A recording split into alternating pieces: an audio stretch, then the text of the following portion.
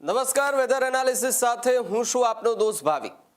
રાજ્યની અંદર છેલ્લા 3 દિવસથી વરસાદે વિરામ લીધો છે, પણ આપણે એવું ન માની લેવું જોઈએ કે વરસાદ હવે ધીમો પડશે। બંગાળની ખાડીની અંદર બનેલી સિસ્ટમ વધુ સક્રિય થઈ છે, ડીપ ડિપ્રેશનમાં ફેરવાઈ અને હવે એ સિસ્ટમ જમીન પર આવી ગઈ છે। જમીન પર આવતા જ હવે લગાતાર તે ગુજરાત તરફ આગળ વધી રહી છે। મેં 2 દિવસથી અમે લગાતાર કહીએ છીએ કે જે સિસ્ટમ બની છે એ સિસ્ટમની અસર બંગાળની ખાડીથી લઈને અરબ સાગર સુધી થશે, એટલે કે અડધા ભારતના નકશા પર વરસાદી સિસ્ટમ સક્રિય થઈ જશે। કેટલી તારીખથી થશે એ પણ તમને કહી દઉં। આ મહિનો આખો હવે જે છેલ્લા દિવસો છે મહિનાના, એટલે 31 તારીખ સુધી 31 તારીખ સુધી ક્યાંક છૂટાછવાયા સ્થળોએ હળવાથી મધ્યમ વરસાદ પડશે, પરંતુ 1 ઓગસ્ટે જુલાઈ મહિનો પૂરો થશે। ઓગસ્ટ મહિનાની શરૂઆતમાં એક એવી સિસ્ટમ બનશે કે ત્યારે મેઘરાજા અનરાધાર વરસી શકે છે। જી હા, ક્યાંથી તમને જુઓ, પહેલા એ સિસ્ટમ અહીંયા બની હતી, ધીમે ધીમે કરતા હવે અહીંયા પહોંચી ચૂકી છે અને એ સિસ્ટમ ગુજરાત તરફ પણ આવી જશે।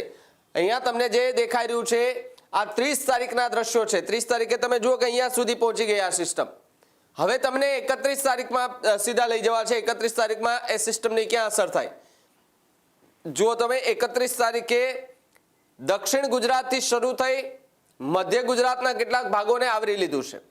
કેટલી આ 31 તારીખના દ્રશ્યો છે જુઓ તમને। 31 તારીખમાં તમને અડધાથી પૂર્ણા ભાગના ગુજરાતની અંદર તમને વાદળછાયું વાતાવરણ અહીંયા દેખાઈ રહ્યું છે, પણ આ દ્રશ્યો હવે જે છે તે હવે ફેરવાઈ જવાના છે, કારણ કે આ જે સિસ્ટમ છે વધુ મજબૂત બની અને આગળ વધવા જઈ રહી છે।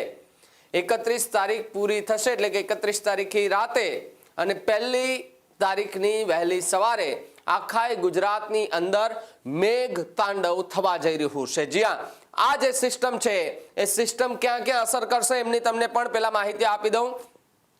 મધ્ય ગુજરાત, ઉત્તર ગુજરાત, દક્ષિણ ગુજરાત, સૌરાષ્ટ્રના કેટલાક ભાગ સુધી જો તમે આ નાની સિસ્ટમ ન ગણી લેતા, અહીંયા જો તમને આ જે સિસ્ટમ આખી દેખાય છે રાઉન્ડ, આ સિસ્ટમ ખૂબ મોટી બની રહી છે।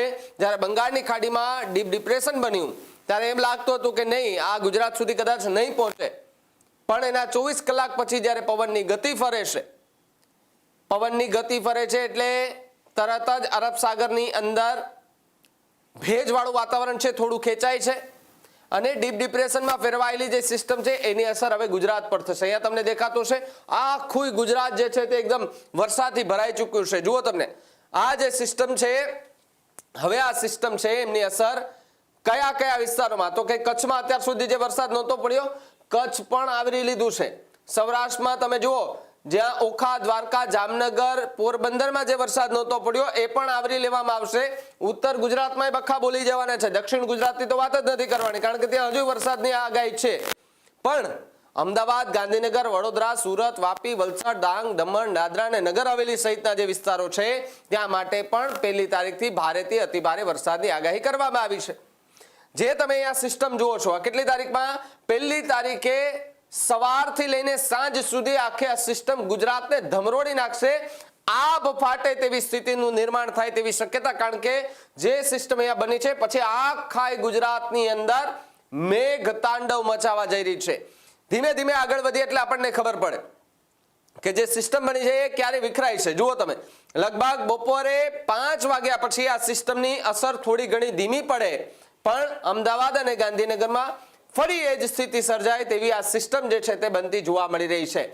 1 તારીખની સાંજે 8 થી 10 વાગ્યા આસપાસ પણ ભારે વરસાદ રહી શકે છે।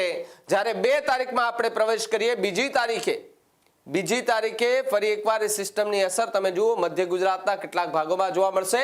કચ્છની અંદર 2 તારીખે બખ્ખા બોલી જવાના છે। સૌરાષ્ટ્રના કેટલાક ભાગોમાં પણ વરસાદ ભૂકા કાઢી નાખવાનો છે।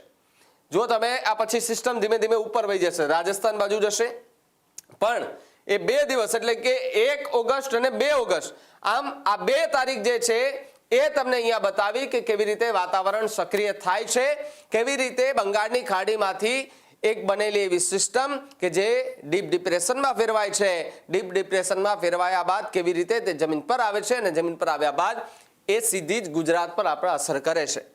આ માહિતી જે છે તે વિન્ડી મેપના માધ્યમથી અમે આપી છે। લગાતાર વેધર એન્ડ રડાર પર આ જ પ્રકારની માહિતી આપી રહ્યું છે। IIMD અમદાવાદ છે તેમના મેપમાં પણ આ જ પ્રકારનું જે છે તે દ્રશ્ય ક્યાંક બતાવવામાં આવ્યું છે, પણ દર 24 કલાકે વાતાવરણ ફંટાઈ જતું હોય છે, બદલાઈ જતું હોય છે, જેના કારણે આગાહી જે છે તે ક્યારેક થોડી ઘણી ખોટી સાચી પડી જતી હોય છે. પણ જે આ સિસ્ટમ બની છે એમનો જે માર્ગ જે છે એ અપ ટુ ડેટ આ જ રહેવાનો છે, તે પ્રકારની હાલ ચર્ચા થઈ રહી છે. તમારી આજુબાજુ કેવો વરસાદ છે, વાતાવરણ કેવું છે, અમારા ડિજિટલ પ્લેટફોર્મ પર જઈને ખાસ જણાવજો.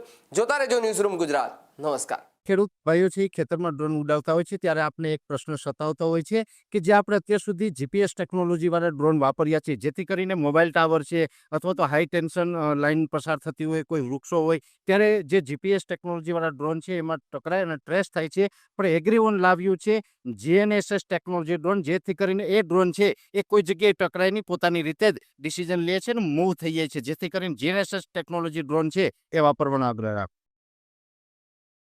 હજુ સુધી તમે અમારી ચેનલને સબસ્ક્રાઇબ નથી કરી તો અત્યારે જ ન્યૂઝરૂમ ગુજરાતને સબસ્ક્રાઇબ કરો, ફેસબુક અને ઇન્સ્ટાગ્રામ પર ફોલો કરો.